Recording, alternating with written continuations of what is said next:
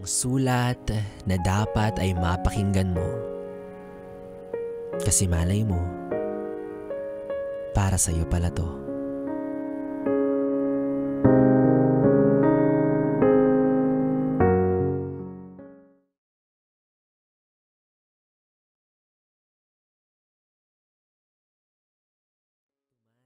Kenneth. Hello, Ken. Kumusta ka na? 2 taon na pala nang huli tayong nagkausap. Alam mo ba, sa 2 taon na yon hindi ka nawala sa isip ko. Nakakatawa nga na updated pa rin ako sa buhay mo. Hindi naman sa pagiging stalker pero hindi ko mapigilan na makibalita sa'yo. Alam mo, Kenneth, miss na miss ko na yung dating tayo. Yung sinusundo mo pa ako sa school kahit na malayo pa yung inuuwian mo. Sabay tayong magdi-dinner tapos ihahatid mo ako sa dorm ko sa may Espanya. Ikaw yung palaging nagbubuhat ng mga dala ko at kapag nagkakasakit ako, inaalagaan mo ako. Alam ko at ramdam ko na never mo kong pinabayaan. Kaya alam mo ba, sobrang nasasaktan ako ngayon. Nakita ko kasi yung recent post mo na may bago ka na palang girlfriend. Iniisip ko, shit, sobrang swerte niya sa'yo. Kasi ikaw yung tipo ng tao na mabait, maalaga, mapagkakatiwalaan. Lahat ng ideal standards ng isang tao nasa iyo na. Ika nga, boyfriend material ka talaga. Siya nga pala, alam mo, lalo kang gumwapo. Naaalagaan ka rin siguro talaga niya ng maayos. Alam mo ba, ikaw yung totga ko. The one that got away. Kung hindi lang sana siguro magulo yung mga isip ko noong mga panahon na yun, baka hanggang ngayon tayo pa rin. Kung hindi lang sana kita ginost ng bigla-bigla, baka sakali, sa akin ka pa rin. Hindi na ako nagkaroon ng pagkakataon na magpaalam sa'yo, Kenneth. Pasensya ka na.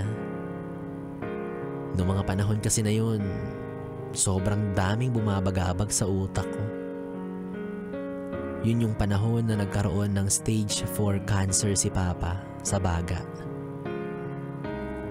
At dahil ako yung panganay sa aming 4 na magkakapatid, at wala namang stable na trabaho si Mama that time, ay kinailangan kong huminto sa pag-aaral at magtrabaho. Nung panahon na yun, masasabi kong hindi ko talaga kayang i-commit yung buhay ko sa'yo 100%. Hindi ko kayang dagdagan pa yung responsibilidad ko. Kasi noon, kailangan ko mag-focus sa pamilya ko at lalong-lalo na para kay Papa.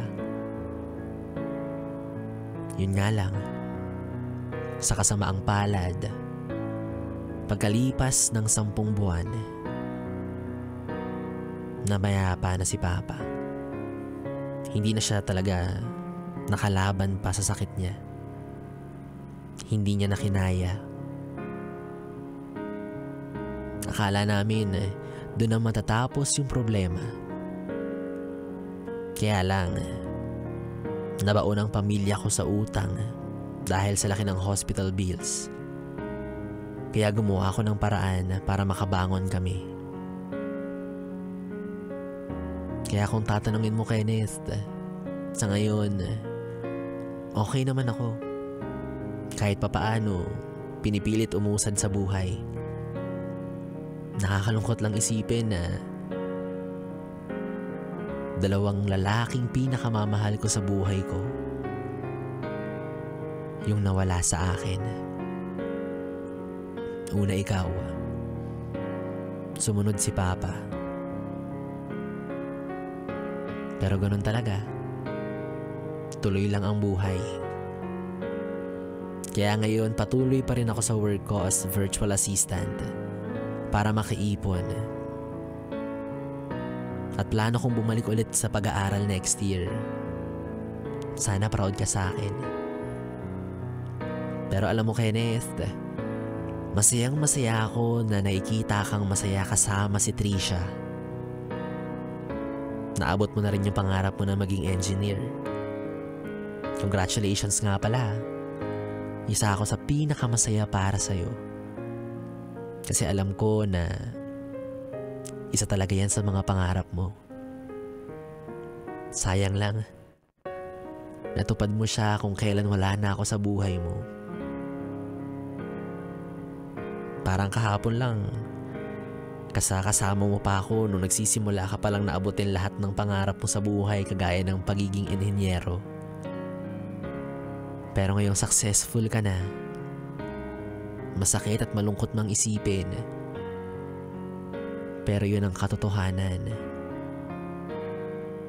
Iba na yung kasama mo sa pagtupad ng mga pangarap mo. Pero wala naman akong balak manggulo, Kenneth. Dahil mahal kita, gusto ko sumaya ka. At nakikita ko naman na okay kayo ni Trisha. Kaya sana lang mahalin ka rin niya. Mahalin ka niya ng sobra pa sa pagmamahal ko sa'yo. At isa lang naman ang hiling ko, na sa susunod na habang buhay, sana pumanig na sa atin ang mundo. Pinili ko kasing huwag ka na muling guluhin pa. Kaya sa ngayon, pinapaubaya kita sa kanya. Patawad at salamat, mahal kong Kenneth. Yes, it's me, Jana.